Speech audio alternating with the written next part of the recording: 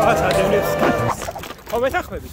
ამ მსოფლიოს რაზე დიდ ეპიცენტრში მსოფლიო ჩემპიონატის ფინალს დავეცლები. გაუვლით 400 კილომეტრზე ვნახავთ რაში დახარჯა კატარმა 200 მილიარდი, მათ შორის ჩემპიონატისთვის აშენებულ 820 სტადიონს. გაიგეთ რაში გადამიცვალეს მესის ხელმოწერილიანი მაისური, რომელიც შეიძლება შენი გახდეს. გადავკვეთავთ უდაბნოს და ჩავართ საუდის არაბეთის საზღვრამდე. ესეც პირველი და ყველაზე უნიკალური სტადიონი, რომელიც ამ ჩემპიონატისთვის შეიქმნა. სტადიონი 974. Is there any chance to get inside? მისი დიზაინი შექმნილია სპეციალურად იმისთვის, რომ მარტივად დაიშალოს და მოხდეს მისი გადატანა სხვა ნებისმიერ ქვეყანაში. სტადიონის სახელი გამომდინარეობს კატარის საერთაშორისო სატელეფონო კოდიდან. ზუსტად ამდენივე კონტეინერი არის გამოყენებული. საოცარია ამას რომ უყურებთ, თუმცა გასათვალისწინებელია ის ფაქტი, რომ ყველაფერი ამის შესაქმნელად ათასობით მიგრანტი დაიღუპა. Okay. Okay. I must get cოტა ხანში უფრო დეტალურად მიუბრუნდები. So where are we going? From where you can see the mountains of Saudi Arabia. Really? It will be like very near. ესენი კი ჩვენთვის პირველი, ყველაზე ძველი და ტრადიციული გადაადგილების საშუალება არაბეთის ქვეყნებში. მაგრამ კონკრეტულად ეს აქლემები ფულის აკეთებელ მანქანებად არის ქცეული. ვიზუარ ახლა აქლემს, მაგრამ ვერ ვერთ. ამიტომ უდაბნოში გადაადგილებას უფრო ექსტრემალური ხერხებით გავაგრძელებთ. თუმცა მანამდე წავიდეთ ხალიფას საერთაშორისო სტადიონზე, რომელიც ერთ-ერთია იმ ორი სტადიონიდან, რომელიც სპეციალურად ამ მსოფლიო ჩემპიონატისთვის არაშენებულა. ის გადააკეთეს, გაანახლეს და დღეს გამოიყურება ასე შესანიშნავი. მის გვერდზე კი დგას კატარის ყველაზე მაღალი სათამბჯენი Aspire Tower, ივე დოჰას შიგაღდა. Kim შთამბეჭდავი მოლი ბილაჯი. რა მიყვარს კაი ცხოვრება. Oh, we are hitting. გადავჭით. კედლები და ცა არის ზუსტად ისე მოწყობილი თითქოს ეინო ქუჩაში არა და ამ დროს ხარ შენობაში დებილივით აღფრთოვანებული დავდივარ. დებია ჩემა ერთადერთი რაც მითხრა აქ წამოსვლისას. დებო, მანგო გაცინჯე, მან ნამდვილი მანგო არისო და მანგო ღირს 20 ლარი. დებო, იმედია მომეწონება. დებო, მადლობა. ესე შეგვიეთ აქედან ამოწვნოთ. მე არ მფიქრობ, სად ისწავლეო. პროდუქტი ბავშვებო. Really sorry children. ესეთ ყველაზე ცნობილი ცერათი, ეს არა. აი, ეს არის ყველაზე ცნობილი ტურისტული ადგილი კატარში, სადაც არის ტრადიციული ბაზარი. Yes, all traditional. ტრადიციული კერძებისგან შემდგარი რესტორნები, არქიტექტურა, რომელიც დამახასიათებელი არის კატარის ძველი პერიოდისთვის. So this is Messi Suite, right? This is the same brand, Messi da.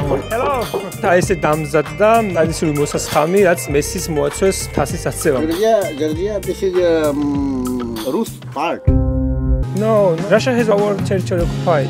Ანაჩე ქალაქში არის ძირითადად ახალაშენებული კორპუსები, ასევე არის ერთი ზონა, სადაც სათამბჯენები არის, ან მაგარი შენობებია და მაღალი. წავიდეთ, ახლა დავжет მაგალითად იჟივით 200 რომელსაც დავაწერებ თორე მithო. ხე, ოპო! ერთი, სათამბჯენი 2, სათამბჯენი 3, ღმერთ რამდენი სათამბჯენია.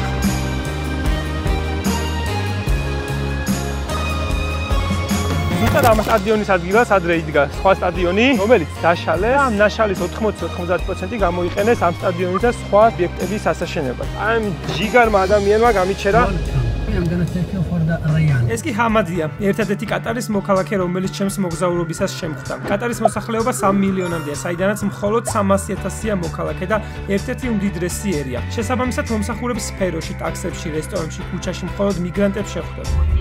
Ethiopia, Afghanistan, Nepal. A lot of people died building these things. Don't look over the media. You hear the media, you know, the drama. Come on. კატარი არის ნათელი მაგალითი იმისა, რომ ფული აღმარცხნავს.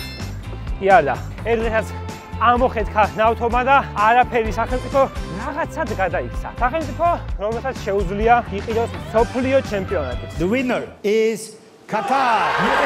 Yes, კატარმა წარმატებით მოიწყიდა FIFA-ს საბჭოს წევრები, რაც შემდგომ წლებში გამოაშკარავდა. ჩემპიონატისთვის დახარჯული 200 მილიარდი კი მოიცავს არა მხოლოდ სტადიონების ღირებულებას, არამედ ქვეყნის სხვა ყველა მასშტაბურ პროექტს, როგორიც არის აეროპორტი, სასტუმროები, გზები, მეტრო და ასე შემდეგ. ყველაფერი ამის ასაშენებლად კი კატარს ჭირდებოდა იაფი მუშახელი, რომლებიც აზიის და აფრიკის სახელმწიფოებიდან მოისიდა. რთული სამუშაო პირობების შედეგად კი ბევრი მათგანი ვეღარ დაბრუნდა სახლში. ვისაც უფრო დეტალურად გაინტერესებთ ეს თემა, შეგიძლიათ ჯონი ჰარისის ამ შესანიშნავ ვიდეოს უყუროთ. მე ჩვენთან რო მოხედოს ნავთობა და გვეშველება რამე.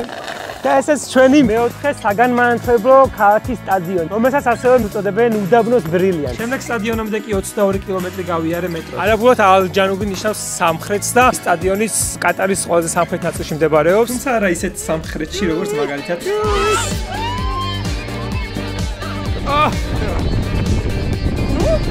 Put your feet up. საუდის არაბეთის საზღვრამდე კი ჯერ კიდევ შორია, ამიტომ რამე სწრაფი და ექსტრემალური საშუალება უნდა მოგვეცებდა. დიდი მადლობა მინდა გადაუხადო გოფეს, რომლის დახმარებითაც წამოვედი ამ უდაბნოს საოცარ ტურში. ეს კი არის ის სტადიონი, სადაც მაროკომ დაამარცხა პორტუგალიის ნაკრები და რონალდომ დატოვა ჩემპიონატი. და ეს ჩვენი მე-7 ულამაზესი ალბაიტის სტადიონი, სადაც საფრანგეთმა 79,000 მაყურებლის წინაშე დაამარცხა ჯერ ინგლისი, შემდეგ მაროკო და გავიდა ფინალში. ასევე აქ ჩატარდა ჩემპიონატის გახსნის ცერემონია. საოცრება.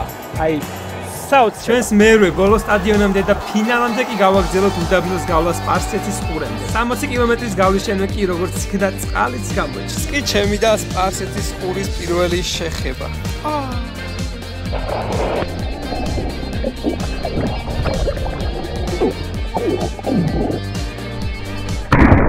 მედია მოვალოდეს მე ის დროც რომ ესპარეზებს და ვიამაყებთ ჩვენი ქართველი ფეხბურთელებით და ჩვენი ქოენებით. ახლა კი მუშავებთ ამ ემოციურ თამაშს.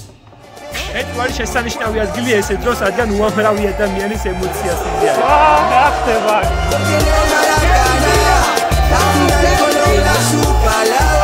მადლობა გადაუხადო აჭარაბეთო მომსახურე ვინდეს აქ.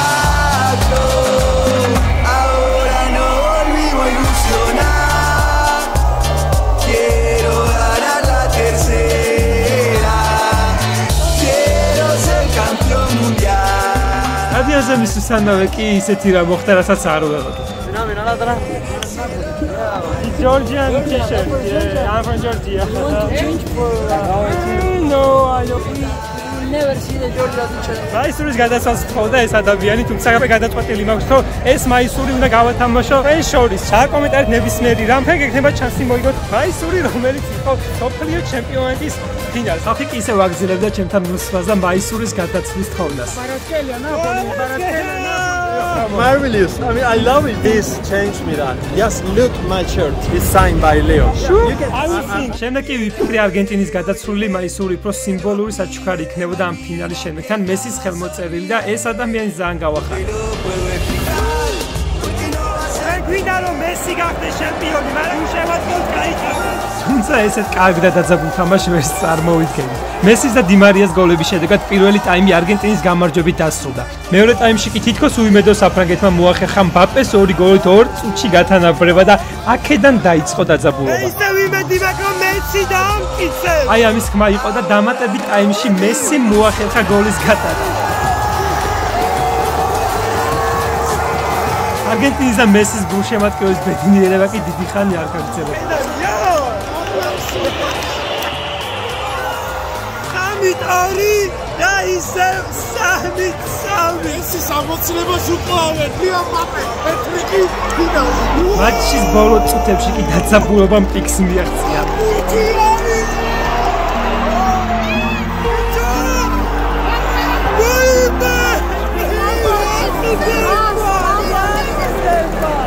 გადაწყვეტს იმედიან მესის ჩემპიონობა. აიტანენ არგენტინა ხდება მსოფლიო ჩემპიონი და ისტორიას დაწერს მესის ავტორად.